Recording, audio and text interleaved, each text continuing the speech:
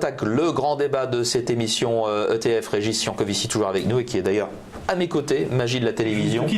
Bienvenue à mes côtés, Régis, et nos invités en plateau, Anthony Calci. Bonjour Anthony. Bonjour Vincent. Vous êtes fondateur du cabinet Calci Patrimoine, et Frédéric Apollonio. Bonjour Frédéric. Bonjour Vincent. Vous êtes fondateur de Fiducia Assurance et Patrimoine.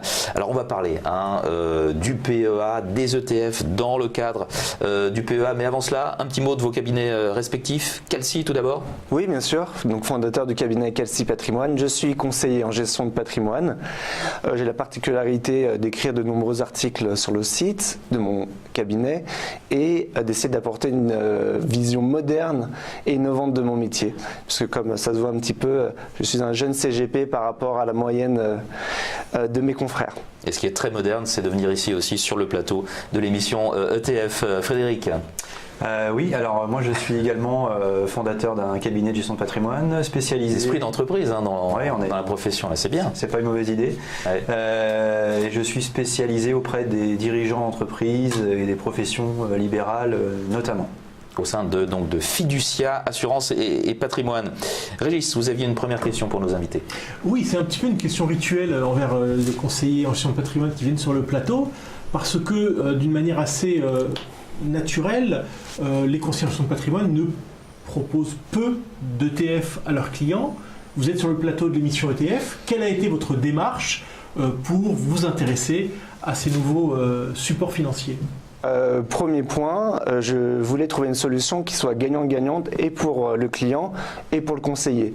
Le client qui va avoir un investissement à moindre frais, puisqu'ils sont bien sûr à moindre frais par rapport aux OPCVM.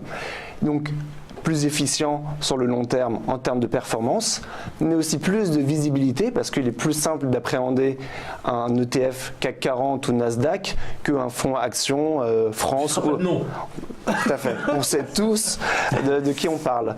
Et du côté conseiller, et c'est là où on a du mal à percevoir l'avantage pour nous, puisqu'en fait, il faut le dire, on perçoit moins de commissions, c'est le fait de gagner du temps.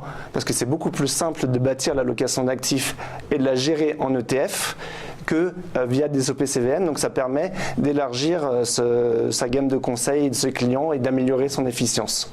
Et le temps, c'est de l'argent. Exactement. Frédéric ? Alors moi je rejoins parfaitement Anthony sur la notion de frais, la notion de gain de temps. J'ajouterais aussi, ce qui n'est pas négligeable, la meilleure lisibilité pour le client. Puisque en fait on est souvent sur des ETF qui vont répliquer les indices, donc il y a une lisibilité qui est plus facile à expliquer par rapport à des comptes rendus de gestion ou des rapports de gestion.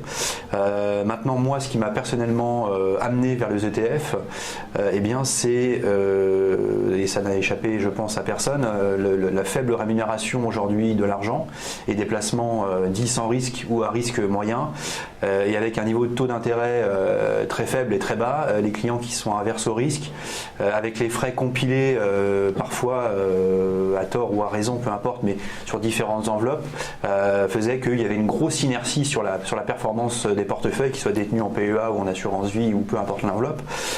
Donc l'ETF permet en fait de délivrer une meilleure performance financière pour les clients et ça prend un sens tout à fait pertinent, je pense, dans le contexte actuel. D'accord, ça veut dire qu'on peut avoir les services d'un conseiller en gestion de patrimoine et investir de manière optimisée en quelque sorte ? Oui, en fait, il ne faut pas oublier, même si Anthony l'a bien dit, ce qui fait qu'aujourd'hui c'est un sujet qui n'est pas encore, que la profession ne s'est pas encore emparée, c'est tout simplement parce qu'en fait on aurait moins de commissions ou de rétrocessions. Donc c'est évidemment pour ça que ça n'a pas été mis en avant. Maintenant, il ne faut pas oublier qu'en qualité de conseil, l'intérêt que les clients ont à nous consulter, c'est pour faire en sorte qu'ils gagnent de l'argent. Il faut juste rappeler la base. Donc le fil directeur de cette émission, c'est le PEA et l'intérêt de mettre des ETF dans son PEA. Frédéric, on vous garde pour justement nous dire ce qu'évoque le PEA pour vous.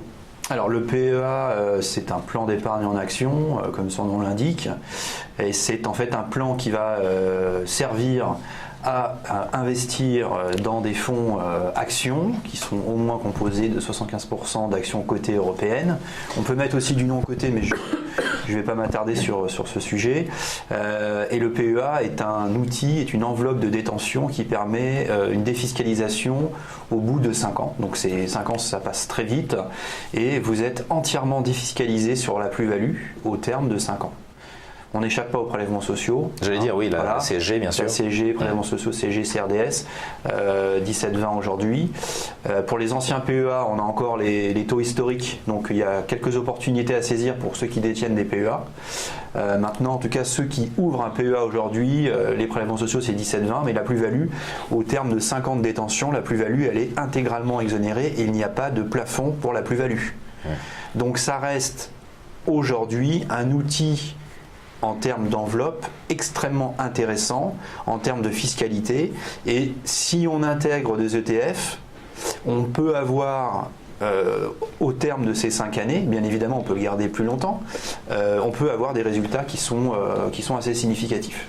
Anthony voudrait qu'avec la flat tax sur l'assurance vie, le PEA va retrouver un peu la faveur des investisseurs. On l'avait un petit peu délaissé. Alors, je ne suis pas trop d'accord avec Frédéric. Je pense que le PEA ne retrouvera pas ses couleurs par rapport à l'assurance vie.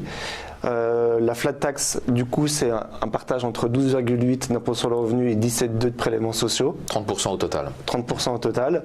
Donc le PEA, on va retrouver maintenant, d'ici 5 ans, des prélèvements sociaux aussi qui vont être ceux au moment de la sortie. Donc 17,2 plus ceux-ci, ça évolue. Donc pour l'instant, il n'y a que 12,8 de différence de fiscalité. C'est le premier point. Et en cas de désavantage, c'est beaucoup plus difficile d'investir son épargne en PEA qu'en assurance vie parce que vous devez faire à chaque versement, ça rentre sur votre compte espèce, vous devez faire des ordres d'achat, des ordres de vente. C'est beaucoup moins simple à appréhender qu'une assurance vie. Les frais qui sont moins dans le PEA, qui sont un avantage, peuvent aussi ne pas être si intéressants que ça parce qu'il y a souvent des frais cachés dans le PEA, les frais de courtage, les droits de garde. Et in fine, je trouve que si on n'est pas un gros client ou un client averti, il n'y a pas d'énormes avantages à aller sur le PEA et l'assurance vie gardera énormément d'avantages. Régis, une question pour nos invités. Je voulais un peu avoir l'avis. C'est intéressant de voir effectivement, parce qu'on avait plutôt dans l'idée que le PEA pouvait, justement, du fait de cette fiscalité plus avantageuse, retrouver des couleurs après avoir été délaissé pendant de nombreuses années. Eh bien non, d'où le débat. D'où le débat. Et ce débat, est-ce que Frédéric le partage ? Oui, effectivement. C'est vrai que maintenant, avec la flat tax, on est maintenant sur une tranche, sur un impôt à 12,80 et des prélèvements sociaux à 17,20. Donc ça peut effectivement avoir tout l'intérêt de détenir des titres en direct via le compte titre. J'ajouterais simplement que le PEA, pour les actions détenues en direct ou via des ETF, et je pense surtout aux actions détenues en direct, s'il y a un détachement de dividendes, l'opération s'effectue sans prélèvement fiscal ni prélèvements sociaux. Donc si on veut obtenir du rendement, ça peut être intéressant d'avoir un rendement défiscalisé par rapport au compte titre.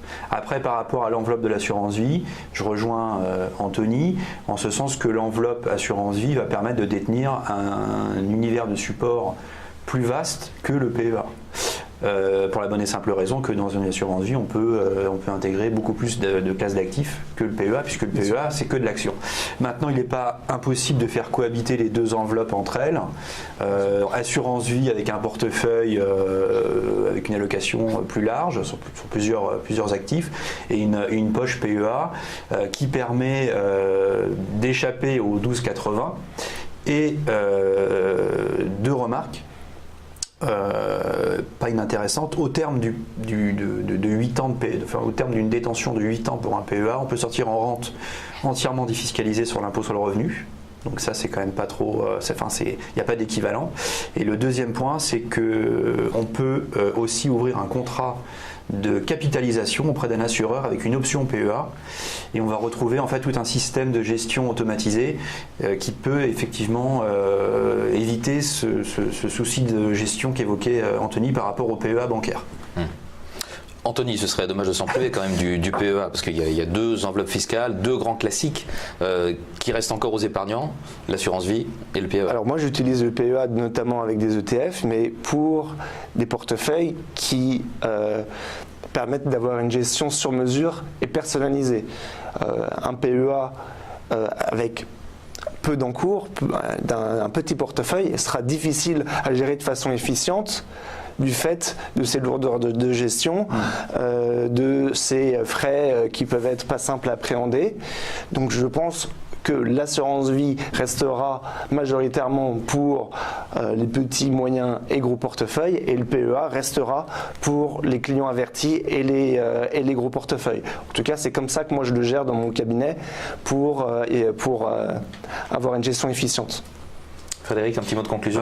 Oui, en fait, il ne faut pas non plus oublier et de rappeler que les règles en cas de décès, puisque ce sont des choses qui peuvent malheureusement arriver et qui vont nous arriver à tous un jour ou l'autre.